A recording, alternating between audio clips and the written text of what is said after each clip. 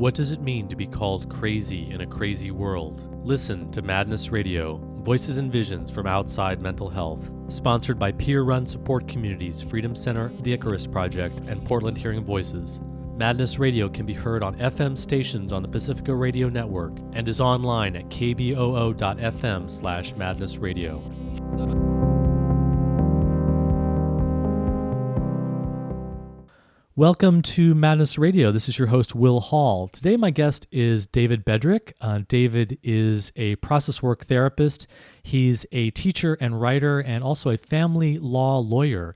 He writes a column for the Huffington Post and for Psychology Today, and he's the author of Talking Back to Dr. Phil, Alternatives to Mainstream Psychology. So welcome to Madness Radio, David Bedrick. Thanks, Will. It's a pleasure to be here with you. And David, I'm really inspired to have you on the show because I want to really go into this question of what is power, what is privilege. This is something that isn't spoken about in psychology. It's not something that therapists or mental health professionals are really trained to think in terms of oppression and social justice and power, and yet it's completely there all the time in the therapeutic profession. And you've written a really intriguing book where you challenge the way in which mainstream pop psychology, represented by Dr. Phil, the television psychologist celebrity, how his whole approach just completely ignores the power and social justice issues involved with the people that he's working with. So it's great to have you on the show. This contradiction, this complexity of power and voice and representation, it really comes in your work in family law, that you were involved with a lot of divorce proceedings, for example, and you had a very unique perspective on that. Tell us about that. In Portland, Oregon, and some other cities have this, but not many, the judges are empowered to appoint an attorney to represent the child. Now, some people know the term guardian ad litem, like if a kid gets arrested. This is very different. This says, let's imagine that people have enough funds, which is another issue because many people don't have funds and don't have lawyers at all. But let's imagine that there's two parents, both parents have attorneys. The child usually doesn't have an attorney, almost never does. No one says, I'm representing that child, their needs, their interests. So the cultural assumption, and the courts go along with that, is that the parents and the courts, a bunch of adults, will know what's best for the child. Well, they may actually know a heck of a lot, and we certainly need their voice.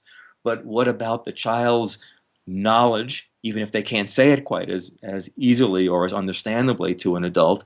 What about their knowledge, their experience that says, this is what I might need? How does that come in? Well, often it comes in indirectly through psychologists, maybe.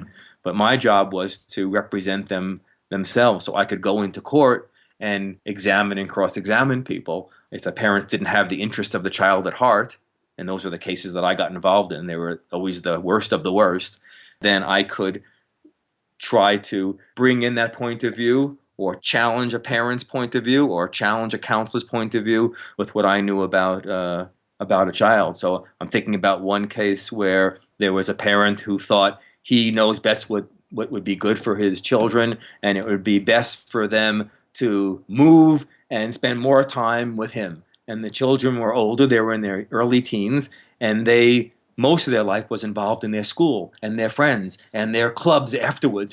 So they spent most of their day wrapped up with their friends in school. But father, from his point of view, thought the best thing is for the kids to be closer to him. He was not only an easy character. So I'll just mention that in the background. But I listened to the kids. I went to their school. I talked to their teachers. I looked at their grades. It looked like school was the best place they had in their lives, right? Neither parent were they really thriving under. But in school, they had friends and they enjoyed themselves and they did things that were interesting. In fact, they often wanted to do so many extracurricular activities because they didn't want to come home, right? Because their home was difficulty. So I ended up advocating for those kids to stay wherever they could continue going to the same school. That was their position. The father didn't like that idea, didn't think that was very good, and I ended up having him on the stand in court and questioning him about his level of trust for his kid's judgment in front of a judge, such that the judge can see that this parent had their own interest, not the child's interest, at heart. And your legal representation was based on talking with the children and really getting a sense of their perspective, which maybe is not something that was always included in the whole process, as each side in the battle kind of lined up to get its interest advanced. That's exactly right. So I would be connected to and representing and forwarding the kid's interest. I would get to interview the parents as well, but not with the orientation of how do I advocate for them, but to see if they get it. Do you get your children? Because I could, as a counselor too, say this is where your kids are coming from. What if your kid said this or that? What if they say they'd rather stay in the same school? And I could see their reactions to that, so I could begin to read them also and give them feedback or their lawyers feedback to try to influence that system by, again, bringing in the voice that would have the least power in the system, which is going to be the children's. There was a young man who was quite frightened of his father, actually, and he was intimidated by him. I think for good reason. His father was intimidating, not in the best of senses. And his father told him that if he didn't speak up for wanting to be with the dad and didn't get rid of me as the attorney, that he would lose the relationship with his father. Basically said, this is what you're doing, you're going to lose your relationship with me. And this young, I call him a young man, but he was like, again, 12, 13 years old, in that range, ended up writing a letter to the court saying, kind of a 12-year-old letter, right? Saying a handwritten letter saying, I don't really need to have a lawyer. I know what I need for me. So this was quite a conundrum for the courts, because now this is what the kid's saying, but there's a coercion in the background. So in that case, the judge got the lawyers together and me together, and I knew enough of the child. I knew who the child was staying with. I got communications from the child indirectly because he was not willing to talk to me because he was frightened to, and convinced the judge that he was being coerced. But how to handle that was rather tricky. But it did get handled, and it did respect everything the child said. But later on in his years, one of the most touching things, about 3 years later, he wrote me a note.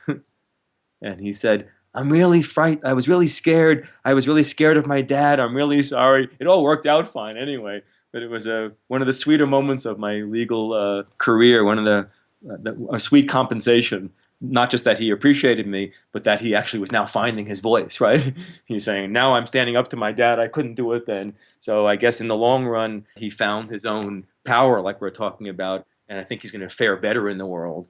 Do you think that's really key, David, when we're talking about social justice and privilege and oppression issues, that we're really talking about voice and what person's voice is included, what person's voice is excluded? I'm thinking of a client I worked with in my counseling practice. The mother brought her son, I think he was about 8, and he had gotten in trouble in school a number of times. And on the public transportation association or something, he had spit at a bus driver, and then he cursed out another bus driver. And he had other situations in schools where he acted inappropriately in certain situations. And when I sat with this kid and talked to him about this one bus driver, which was it was one of the straws that was breaking the camel's back. They were going to have him expelled from school. I asked him about the bus driver. And interestingly enough, this bus driver didn't like certain people. He didn't like people who were physically disabled. He was very cranky and nasty with them and grumpy with them. He didn't like black-looking people and Hispanic-looking people and treated them badly. And this kid didn't know what to do other than spit at him. So in that way, you could say his spitting needed words. He needed to learn to but the spit itself was going to get him into a lot of trouble. So was going to eventually be his voice in saying, I disagree with this bus driver. I want to sound off to him. But this was the beginning of this person's voice. If we only said, this is a bad kid, he's acting inappropriate, let's stop him from spitting, and didn't consider the possibility that he had a voice and was speaking up for other people, then we would miss something really beautiful about this person, which could potentially grow into his career or his calling or what would be meaningful to him in his life.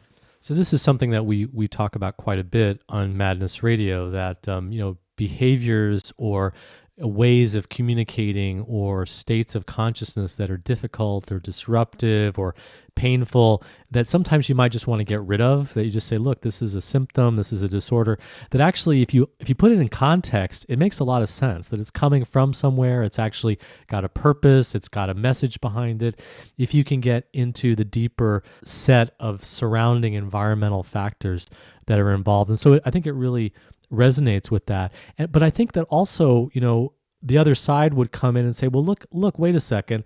What about personal responsibility? And, you're talking about privilege, you're talking about social justice, you're talking about voice and oppression, but isn't there a basic line that says you have to behave responsibly, you have to be responsible for yourself, and you can't use a so-called social justice framework to explain away the responsibility that people have for their own behavior?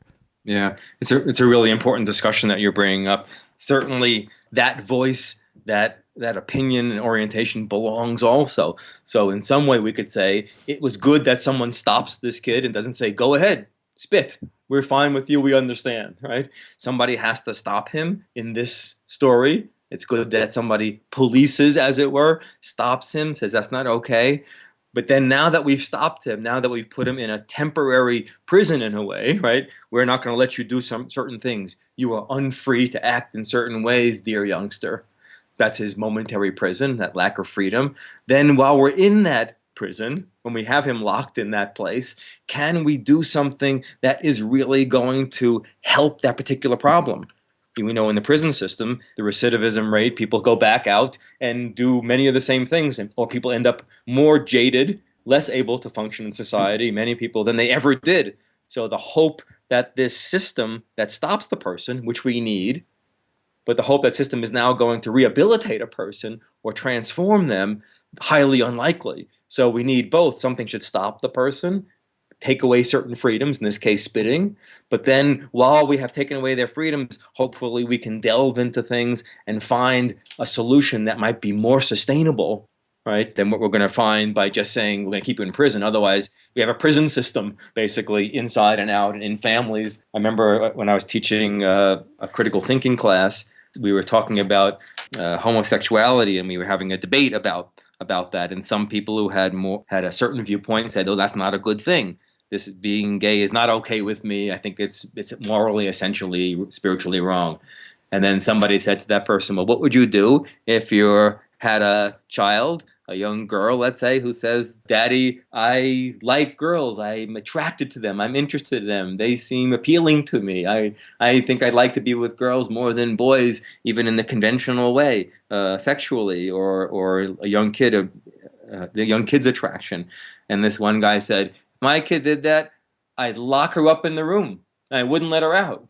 Right? So if you get the sense that he thinks something should be stopped, that's worthy discussion. But then the method he's going to use to resolve that problem is going to create a relationship between him and this imaginary daughter that's going to be a rather lousy one, right? So now when that kid does go out, what's going to happen? Who knows? That kid's going to either be very confined and break out, or that kid's going to do things that are going to look a lot less responsible. Maybe that kid will get into sexual relationships that are very dangerous, because when people hold back too much, one thing we know as counselors, you and I will, if people bottle something up inside too much, when it does come out, it doesn't usually come out in some gentle, reasonable, rational, thought-out way. It just comes out, right? Or if they're a young person just discovering their sexuality and starting to become active and involved with other people, they may lose out on the guidance that their parents could give them and helping them navigate that very, very complicated process, because now they can't talk about their relationships because basically dad has said, "No, you're locked away. I'm not going to let you be having same-sex interests. It's not something." And so the person is really on their own. So it actually ends up making the situation a lot worse. And I think that's really intriguing, David, because I think that sometimes, with an emphasis on meaning and understanding context and really getting a sense of where something is coming from, I think that a lot of the mad pride movement, or people who are interested in a different view and a different way of working with psychosis, can get accused of, well, you're really just indulging people, you're really just romanticizing this, you're really just sort of saying that it's not a problem, that people just need to get over it and accept the fact that someone is doing things that are very, very self-destructive or very, very problematic, or causing all kinds of problems for the people that they're living with. And what you're saying is actually the emphasis should be on bringing the voices in and creating a relationship between them, and not just pushing away, locking away, putting it in that prison, but not also just rebelling. That actually you need a relationship between all the different voices that are involved in the situation. That's well said. I'm thinking, Will, as you're talking about women and body image and diet, where I've written some chapters and on that and done some research, and you get these dynamics very clearly there. A lot of times, a person, usually a woman person, is going to look in the mirror, and then her eyes will see something very unpleasant. In fact, about 97+% of the women have that experience, so it's not a rare experience. And their eyes will see something and will have thoughts, and those thoughts will be, if I said them on the air, people they're gross. People will think they're unattractive. No one's going to ever love you, look at you. You should wear these kind of clothes. You should be hidden.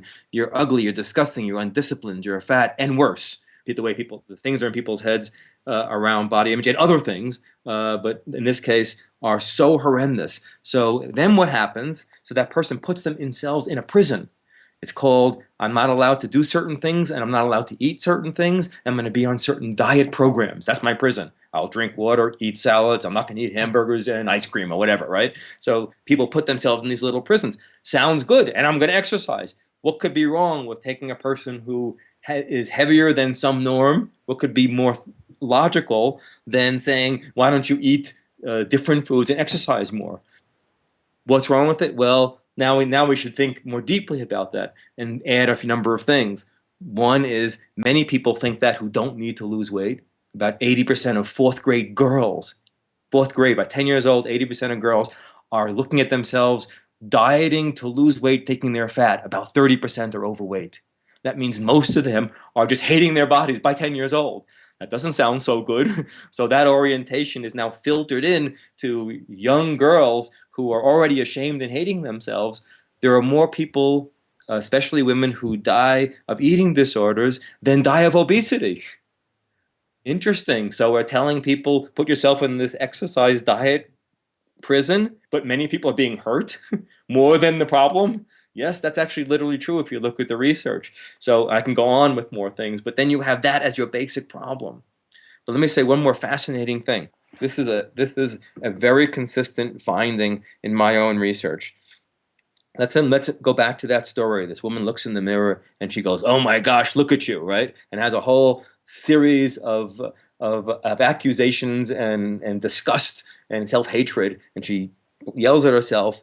And that part that yells at her, "Look at you, you're this, you're disgusting, you're fat, you're ugly. I'm sending you to Joe Eat Less diet program," right? And there's zillions of them, right? It's a $60 billion industry. There's tons of options, right? "I'm sending you to that program, you nasty, ugly creature," right? Sends it to that program. Now imagine that this woman has something in her, like most of us, who doesn't like being called fat, ugly, disgusting, unworthy of everything.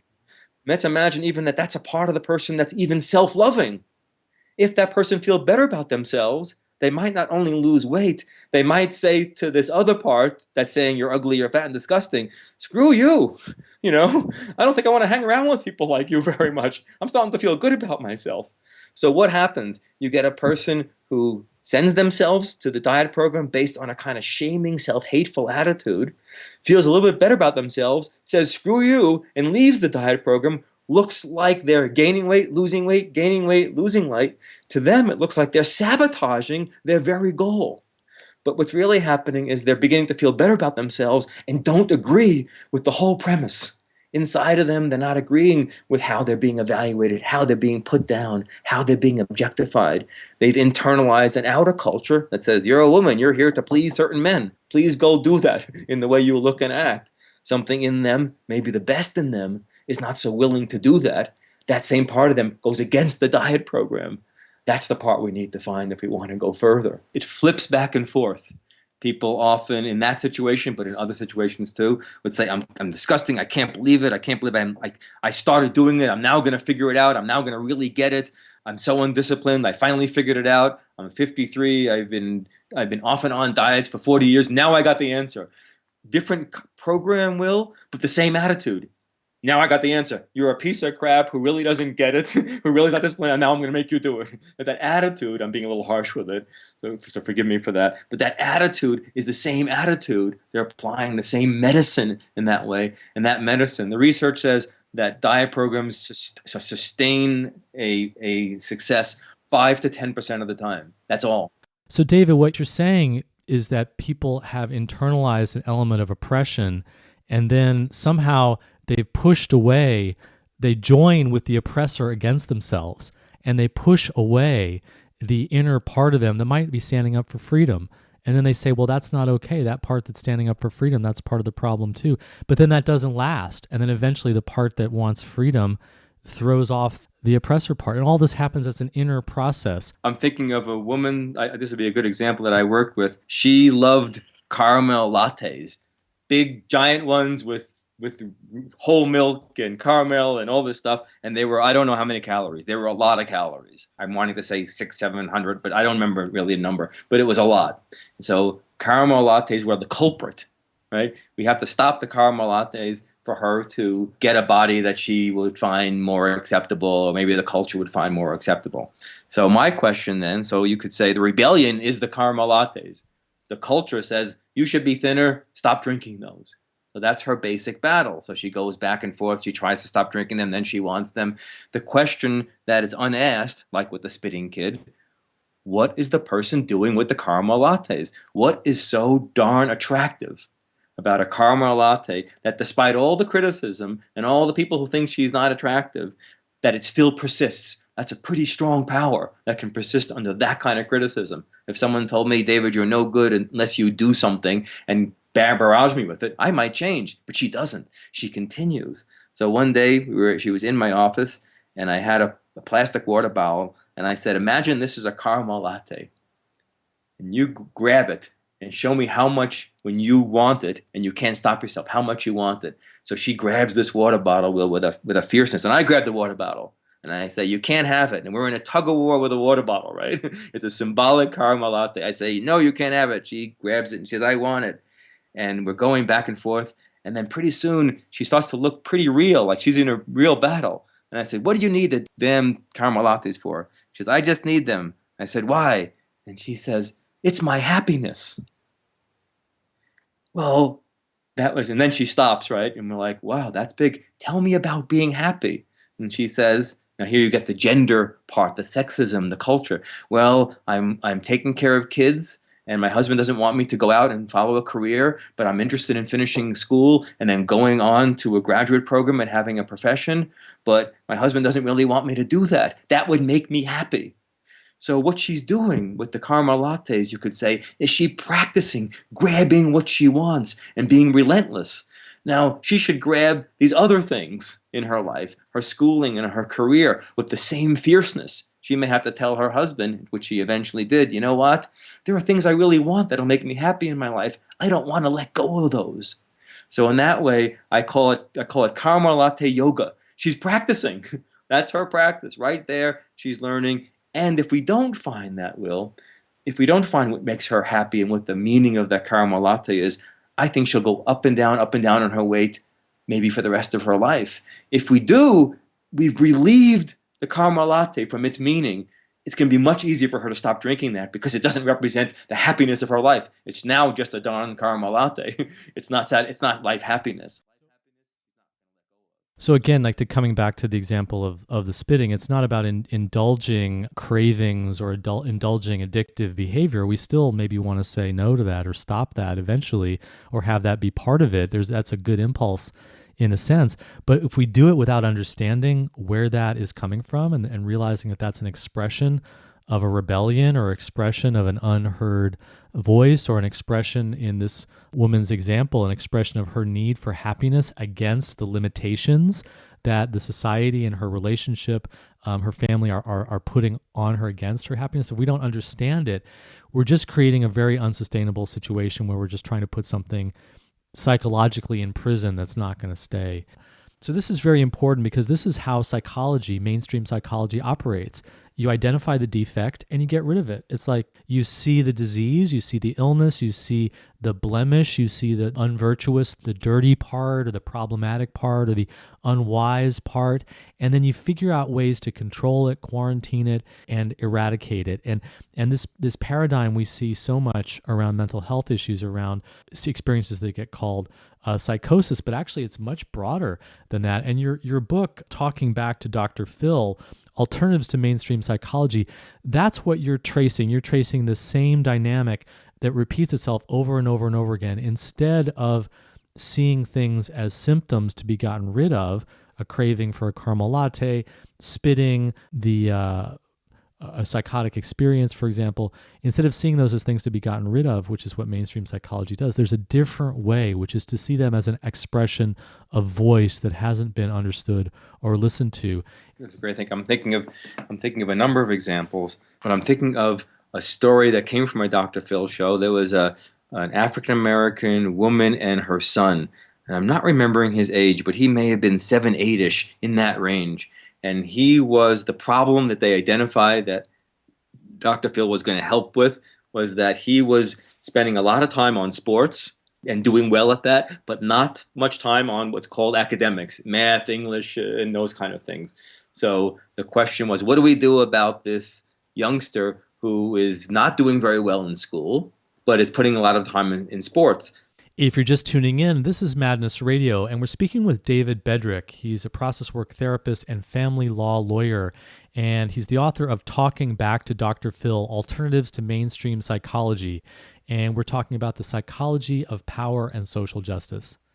It's a really significant example because you see how it's laden with race implications and all the stereotypes and all the conflicts and also the realities of academic difficulties and economic inequality and family problems, and it's a very real, live example. So how did Dr. Phil deal with that?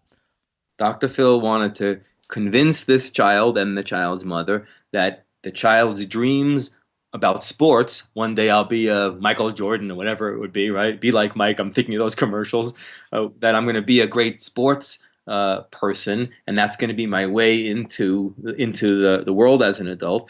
Dr. Phil tried to convince him that that's not realistic. Let me give you the statistics about how unlikely it is that you will become a professional ball player. And actually, dear youngster, you're fooling yourself. You're just taking excuses to not do your academics. And dear mom, how about a little more tough love with this child and make sure they're doing their regular homework in addition to their athletic homework. There is some common sense element to that. There is a bit of a, caramel lattes are not good for you. Focusing too much on sports is not wise for your own education. So there is a common sense element to that. And yet, how does it end up backfiring in your view? Right.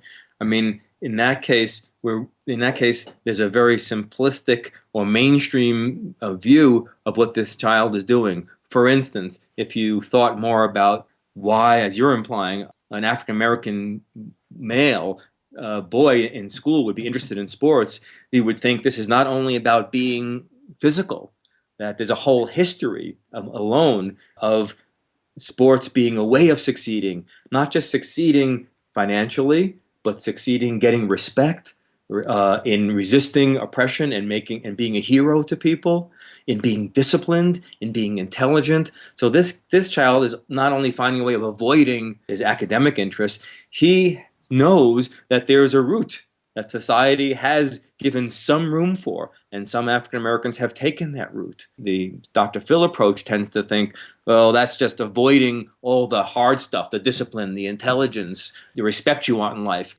It's basically a sophisticated way of him saying, look, you're lazy. That's basically the message there. And in a way, in a real way, this kid wasn't lazy. He was working hard, and it wasn't just to be a physical person the way the Dr. Phil might think. There was a study done, and I want to say it was at Stanford, and I could be wrong. And in this study, they have people watching videos of basketball players, and then they watch the videos, and then they talk to them about the different players. In one of the videos, they show a team and a white ball player who is able to do very well in the game.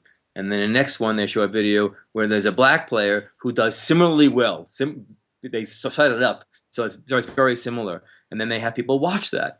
And when the people watch the black player, they say, people are likely to say, more likely to say, a stereotype. Well, the kid obviously has some physical gifts, but he's black, so he has some physical gifts.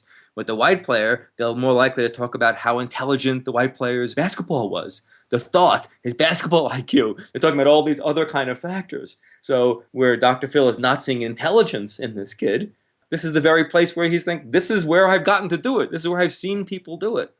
Not to mention, Will, the fact that the school systems around academics are really difficult for inner city kids. There's more likely to be bars on the windows. There's more likely to be teachers who have left those systems to go into the suburban areas once they get good. There's less money put into those schools. By second or third grade, many of those kids are already written off as never being able to graduate high school. So it's not only that parent, let's focus on that parent, that woman. It's not only, let's not only look at her and say, look at you should be doing better with your kid. She's in a much bigger climb than, for instance, I was in as a child, living in an area that had relatively good schools, no bars on the windows. I was likely to make it. So the lack of appreciation for that is also huge. You communicate not just to that child and mother, but to a whole audience. That show then, which goes out to millions of people, says this is all about some kid who's spending too much time with his sports and is not responsible enough, and a mother who's not being tougher on her kid.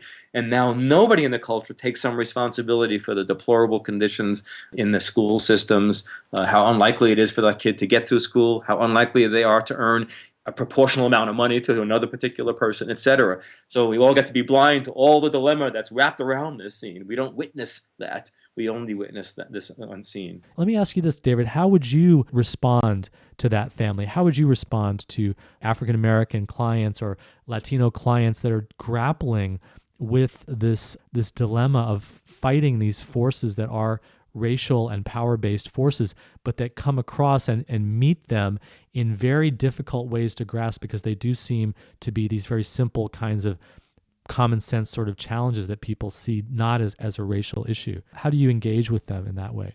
I mean, if I were with that mother and her child, first of all, I would have had a context in my mind. But the first thing I would have done with that child, I would say, you're spending a lot of time with sports. Tell me about sports. Because there's probably all kinds of wonderful qualities: discipline, intelligence, pride, going for respect, wanting to be a success in life. There's probably all kinds of wonderful qualities that I don't want to throw out in this kid by saying that whole thing is bad.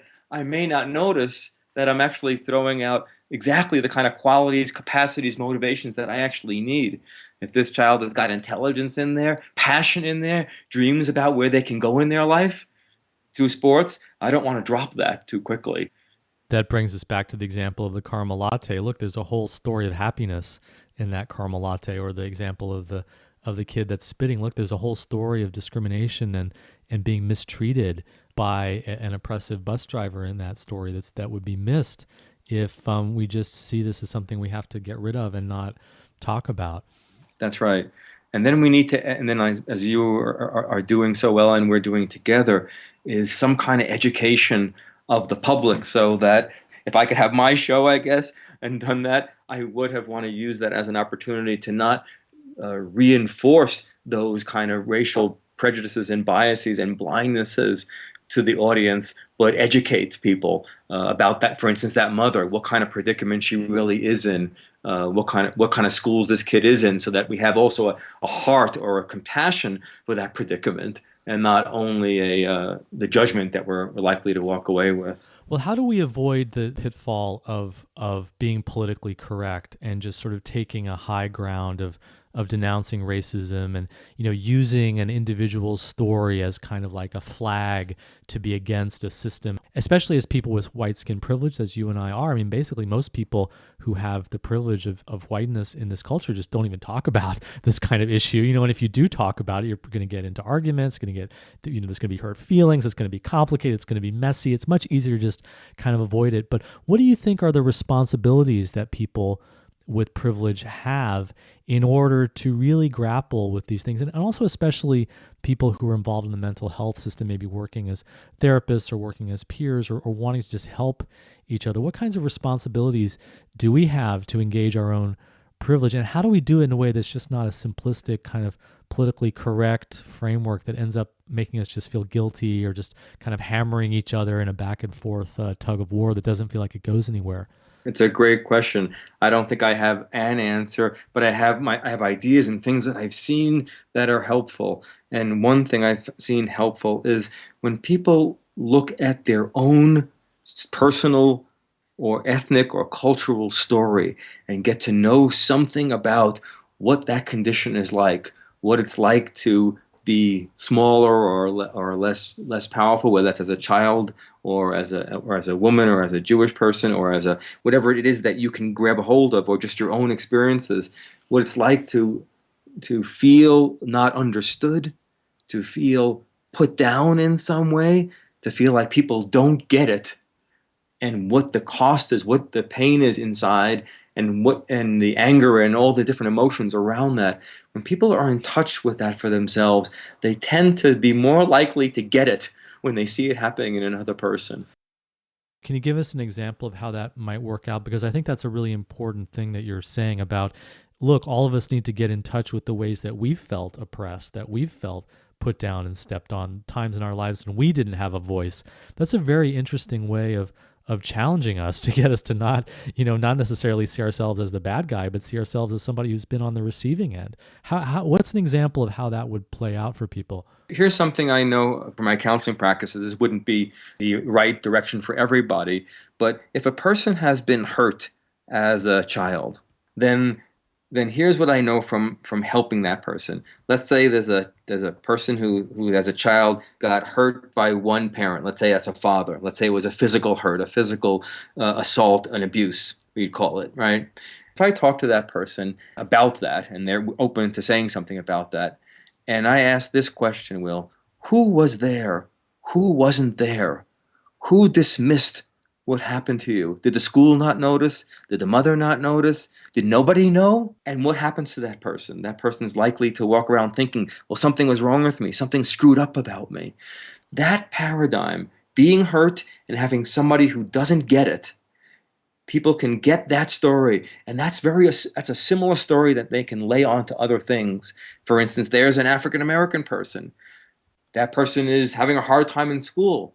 How are we not seeing the context of that particular difficulty? How are we the witnesses who are now not seeing that a person has been injured and not really witnessing back something difficult? What you're suggesting is that we need to have conversations from places of mutual vulnerability, that we need to see the ways in which we were not heard, that we weren't listened to, that we didn't get the support that we needed, and then to understand that that's what other people need, that young people need that people who are suffering with dieting need that, people who are feeling like they're falling behind and they don't have the privileges that white skin might give them in that situation. People need a sense of a witnessing and a listening to and a being with their vulnerabilities around that pain. And I think that this is one of the things that really gets us stuck in the race dialogue or the racism question in the United States, is that everybody can find a way in their own history, in their own path, even the most privileged person. We need a lot of people thinking about it. One image that I often have in my mind is, let's say somebody punched you in the arm yesterday really hard. You got a black and blue mark and it's sore, right? Now, if I come over to you and say, "Hey, Will, how you doing?" and grab your arm, give it a little squeeze, like just saying hello, you might say, "Ouch," right? Now, with a person, with a quote-unquote normal person, without that wound, without that injury, no big deal, right? I haven't done anything. But if I don't know the context, I won't know that I'm pressing on a wound. I don't know that I'm hitting you in a sore spot. That would be a physical example.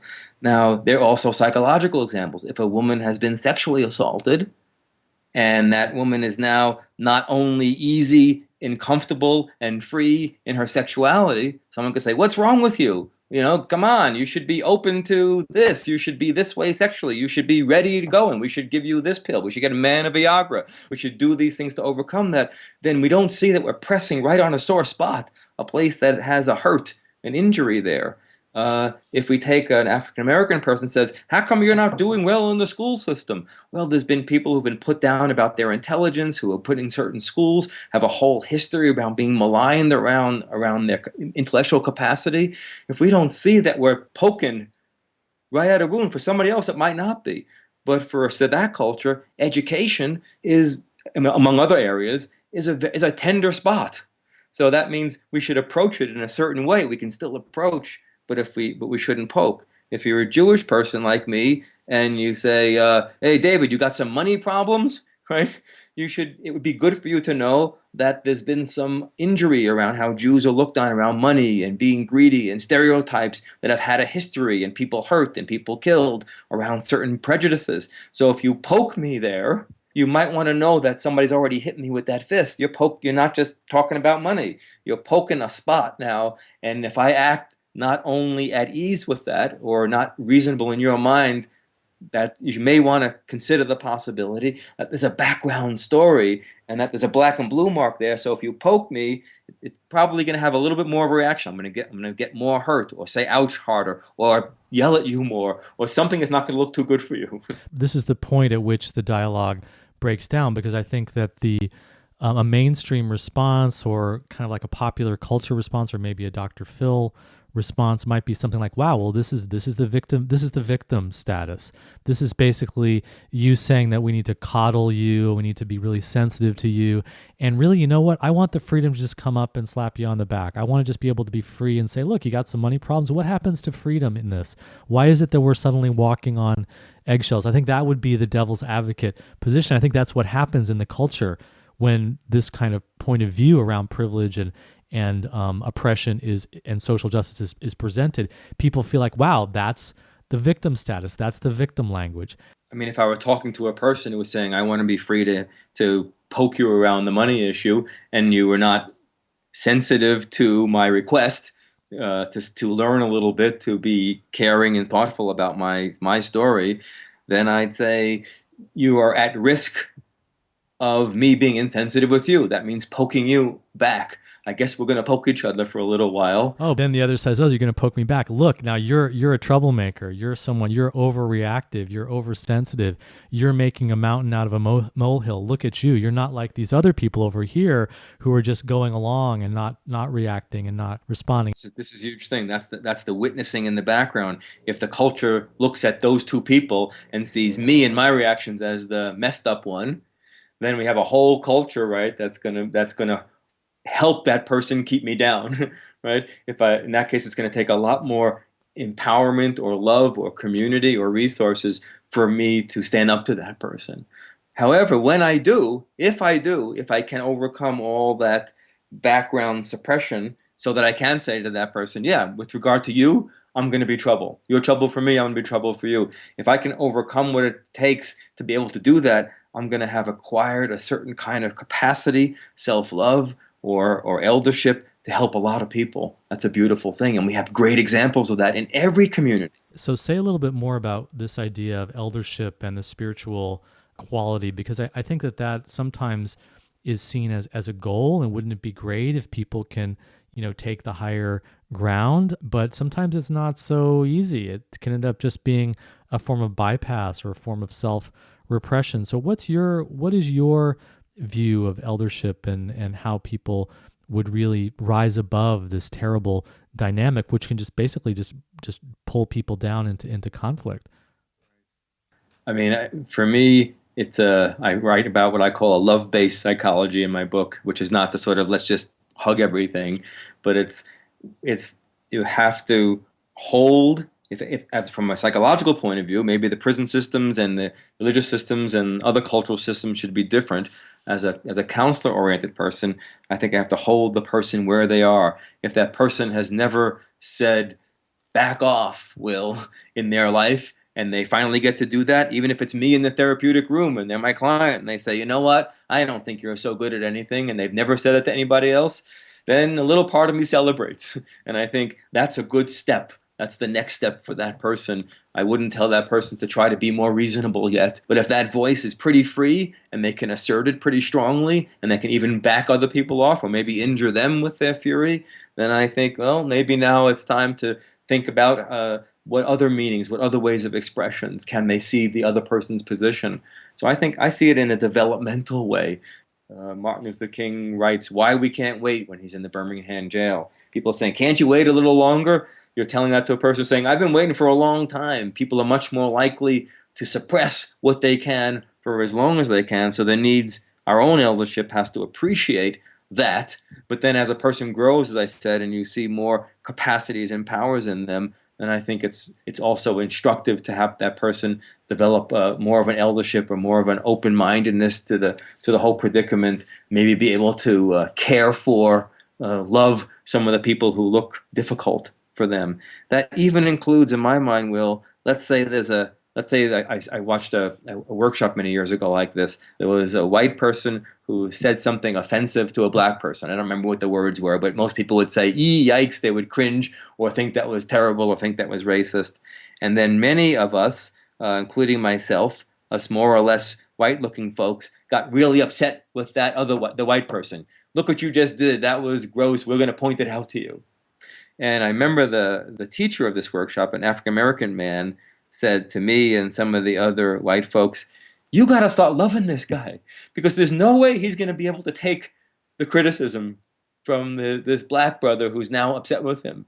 He can't do it. You better sit there and look at him and see good things about him also, and see things that you care about in him. You're going to have to give him enough inner resource, enough respect in some way for him to be able to take on the criticism in the world." He said, "You have a responsibility. Build that guy up a little bit, genuinely." Anyway, I thought that was a big teaching for me, something I had never thought about, because I also had a righteous anger about that person's racial bias, which wasn't really helping very much.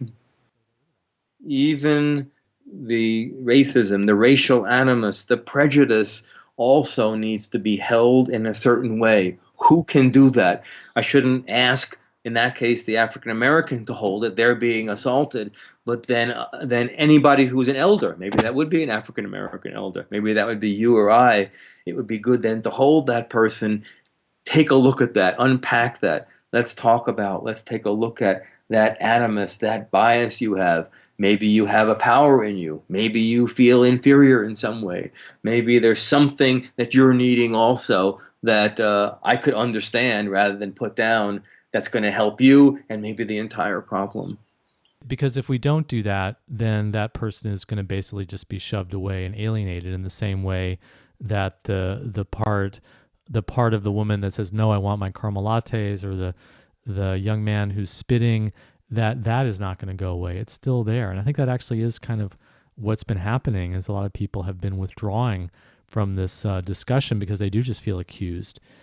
Right. We need to start building relationship with each other. That's right. And not just doing things that injure that relationship, but build relationship. Then we could all say stupid things and hurtful things and still make relationship, make community, make democracy out of that. Mm-hmm. And David, where have you been bringing this perspective in your work? I know you're also involved, as well as a therapist, you're also involved as a teacher. Tell us a little bit more about the work that you're doing around privilege and social justice issues and power issues. There's a few major ways that I try to continue my work. I teach doing classes and workshops. Sometimes it's on social issues, sometimes it's on ethics for counselors. And then I do a private practice there also. I try to engage people in their inside life, as it were, or the relationship life. And then I do regular writing for Huffington Post and Psychology Today. So in all these arenas, I try to take a look at the dilemmas that individuals or groups bring and try to bring this perspective. What's going on? What are the voices unseen or unheard? And if I can bring those out, how does that edify us about the situation, and how to make some healing? And how can people get in touch with you to find out more about your work? The best website would be talkingbacktodrphil.com. So it's talkingbacktodrphil.com, and there they can find out about me and my practice. They can reach me. They can get links to listen to videos or audio about things I've lectured on. They can get links to a lot of the things I've written, excerpts to the book, etc. David Bedrick, thank you for joining us today on Madness Radio. Awesome. Awesome, Will. You've been listening to an interview with David Bedrick. He's a process work therapist with a background in family law as a lawyer. He's a writer and teacher and has a column on the Huffington Post website as well as for Psychology Today. He's the author of the new book, Talking Back to Dr. Phil, Alternatives to Mainstream Psychology. That's all the time we have on Madness Radio. Thanks for tuning in. You've been listening to Madness Radio, Voices and Visions from Outside Mental Health, co-sponsored by the Icarus Project, Portland Hearing Voices, and Freedom Center. Madness Radio is hosted by Will Hall and producers Leah Harris. Madness Radio is based at KBOO in Oregon and can be heard on FM stations on the Pacifica Radio Network. Listen on the internet at madnessradio.net and on iTunes. Contact us at radio@madnessradio.net.